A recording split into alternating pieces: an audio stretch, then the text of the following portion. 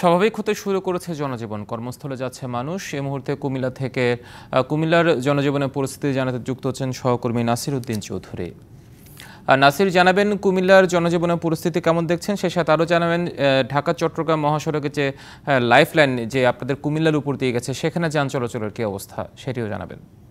ইমরাজি, কুমিল্লায় জনজীবন অনেকটা স্বাভাবিক হতে শুরু করেছে। আমি যদি আপনাকে জানাই, গত কয়েকদিনে যেই সারা দেশে যেই আন্দোলন বা বিভিন্ন কারণেই মানুষের চলাফেরা অনেকটা স্তীমিত হয়েছিল, কিন্তু গত দুদিন ধরে একেবারে আমি যদি বলি মানুষ এখন স্বাভাবিক জীবনযাপনে ফিরতে শুরু করেছে। আমি যদি আপনাকে দেখাতে চাই যে আমি আছি কুমিল্লা নোয়াখালী সড়কের বাইপাস এলাকায়। সেখানে আমরা দেখছি যে যানবাহন চলাচল বেড়েছে, মানুষের চলাচলও বেড়েছে, দোকানপাট খুলেছে, হাট বাজারে মানুষ আসা শুরু করেছে এবং মানুষের যেই দৈনন্দিন যে কাজকর্ম সেগুলো স্বাভাবিকভাবে করছে। আমরা এখানে দেখছি ছাত্ররা এখানকার যে ট্রাফিকিংটা নিয়ন্ত্রণ করছে, এখানে বিএনসিসি এবং স্কাউট সেই ট্রাফিকিং তারা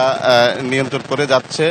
পাশাপাশি মানুষের যেই গত কয়েকদিনে মানুষ যে অনেকটা রাস্তাঘাটে আসতো না, আজকে আমরা সকাল থেকেই দেখছি মানুষজন একেবারেই স্বাভাবিকভাবেই চলাফেরা করছে এবং তাদের নিত্য প্রয়োজনীয় কাজ সাথে বেরোচ্ছে।